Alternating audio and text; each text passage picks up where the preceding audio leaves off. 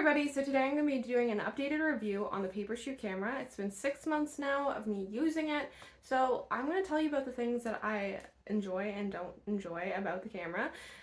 So I already have a review video up on my channel, so I'm just going to be adding different pros and cons and giving you information on things that have changed, information that has changed from the previous video. I still would recommend watching the previous video just to actually hear the full list of pros and cons. Because I will not be going through all of them in this video. I will only be adding the pros and cons that I've noticed through even more usage of the camera, but the previous one, it still rings true, majority of them, and I just will be clarifying a few things. I also would like to say thank you to everybody who has used my affiliate link, and if you decide to purchase a camera, please consider using my affiliate link. It really does help me, especially because currently I am looking for a job, so it does help support me financially in a small way, but it does add up, so I do genuinely appreciate people using my links. So let's just get into it now, shall we? So I think there's 2 Papershoot websites. There might be 3, there might be 4, I don't know, but I think there's 2.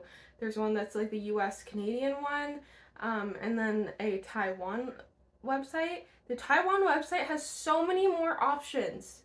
So many more options. They have leather cases. They have literally like so many designs on cases. They have little little carrying cases. Is that what I'm going for? I have no idea. But they have just so many different things on the Taiwan website.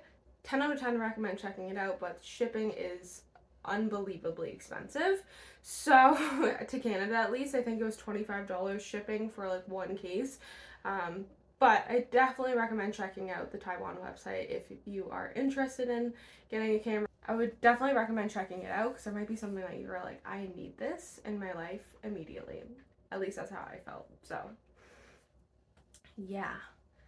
So they do now sell SIM cards for the Papershoot. So if the function card is inserted into the camera, I believe you can use the last 2 filters and it will either do time lapse or a 15-second or 10-second video. I forget, to be honest. I got the SIM card, function card thing. Honestly, I lost it. It's gone, she gone, which is gonna be in one of my complaints a little bit, but yeah, so that's an option now because I did in my previous video mention you had to plug your camera into a power source in order to take video. You can now use the function SIM card and you don't have to plug it into a power source. So that's really cool. They're also going to be adding, or they may already have it, I'm not too sure, I haven't checked in a little bit, but they're going to be adding flash to the cameras, but it's an external flash that you attach and not a flash built into the camera. So that's another thing that they'll be doing, or they've already done. Maybe it's up on their website now. I know they mentioned it like a few weeks ago that they were going to be adding that feature, which is really cool because a lot of people have been wanting to take photos with flash. They have always said that this auto adjusts to brightness, which it does, but in situations where it's pretty dimly lit, like my bedroom right now, which you can't really fully tell because I have a ring light behind me, but I mean, behind me, I have a ring light in front of me. My room's pretty dimly lit and it would not take very good photos right now in my room. My mouth is so dry right now. 1 second. I can't. Oh, girl. So, yeah, quick story time. My memory card fell out. Very quick story time. Now, I was walking with my partner. We went on vacation. I dropped the camera. I got back to the car. I went to go take a picture of him while we were still outside of the car. And it made like the error beeping noise, like my memory card was inserted. I'm like, but I was just taking pictures. Yeah, it fell out. I had to go walk through snow and try to find it. I did, thankfully. But yeah, I just wish it was sealed. I mean, really, it would be nice. Especially because they do claim it's water resistant, or at least they used to. I don't know if they do now, but clearly is not. I mean, you cannot make this water resistant. Like, if you can see the whole motherboard of the camera, is that what it's called? Camera board, whatever. Through it, it's not water resistant, but Yeah, it's like the actual case, I believe itself is water resistant, stone paper is, but considering there's all these openings, it's a very bold move to call this water resistant. Allegedly, they're saying this. I don't know. Maybe they've changed their marketing. There has been a few things they've stated in the past. I don't see them saying anymore, which is interesting, but yeah. So I showed you guys the Crow's Vanguard case in the previous video. I called it a Crow's Vanguard case. It's called Crow's apparently. I would highly, highly, highly not recommend that case. You do what you want to do, but I personally would never get it again. For a variety of reasons. First of all, it's a premium case. You're spending more money on it. You're not getting a strap with it, even though every single camera, I believe, other than that one, you do get a strap with. They might have changed that as well, by the way. So I did bring it up to them and they said they would look into it. So I don't know. So maybe they fixed it and now it comes with a strap, whatever. But the Crow's Vanguard case, the button on it was so hard to press. I have since obviously gotten this paper one, and this is so much easier to press. And I also got this cork one, which is even easier than the stone paper. So if you're struggling with pressing the buttons, definitely get one of these cases. Literally anything that's not, I don't know if the wood would be, I don't know if the wood would be easy, easy to press, but I would definitely say the stone paper is pretty decent, and the cork is definitely very easy to press. So yeah.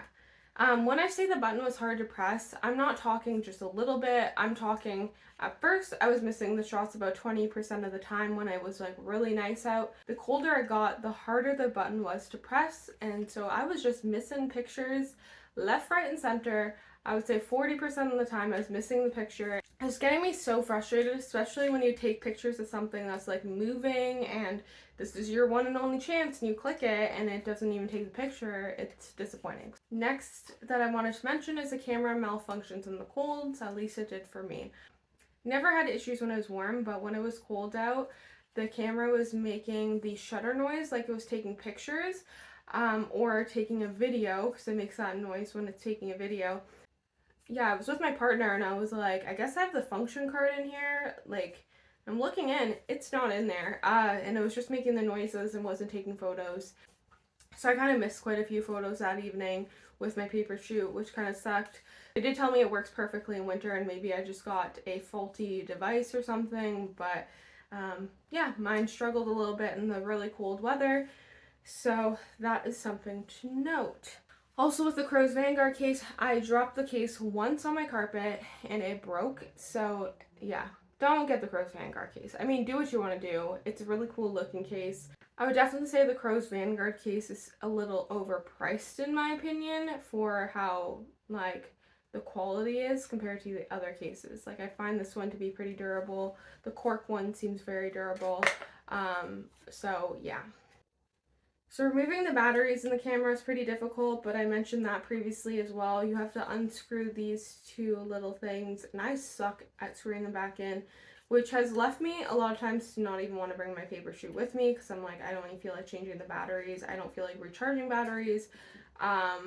Because I keep on losing my rechargeable batteries. Also another thing, I did buy the different lenses, and I feel like majority of the people that I've seen posting with the different lenses don't use them anymore because they are a hassle to use.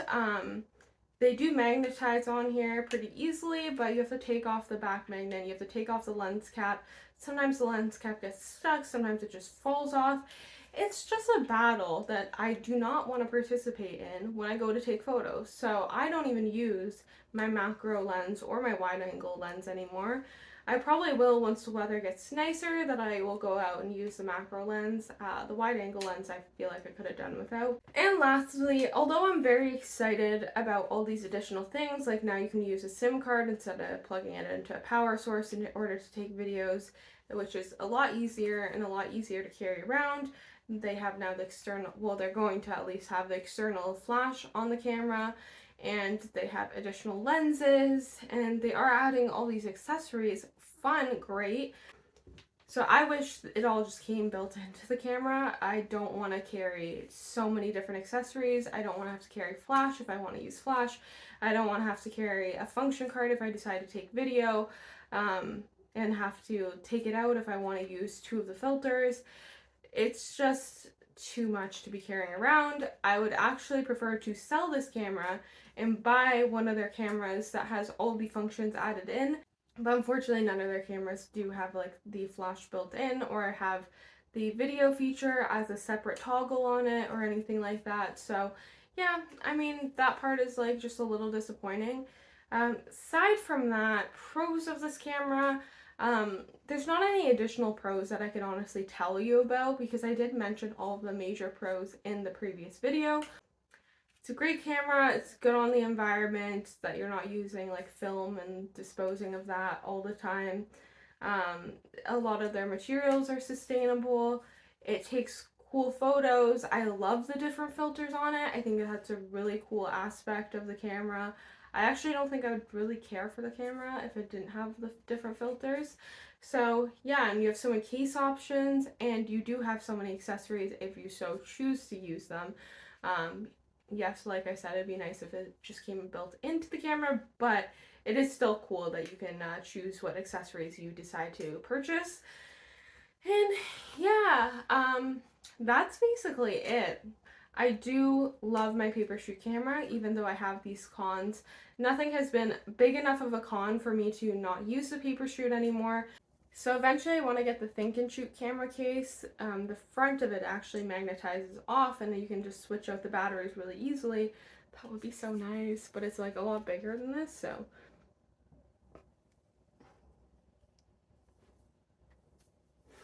Anyways, that was everything. I'm sorry if this was all over the place. I am trying to get back into making videos and I don't know what I'm doing anymore. If you want to shop through my affiliate link, that's great. If you don't, that's fine. If you want to subscribe to me, that's great. If you don't, that's fine. Leave a like, a dislike, whatever you please. Okay, bye!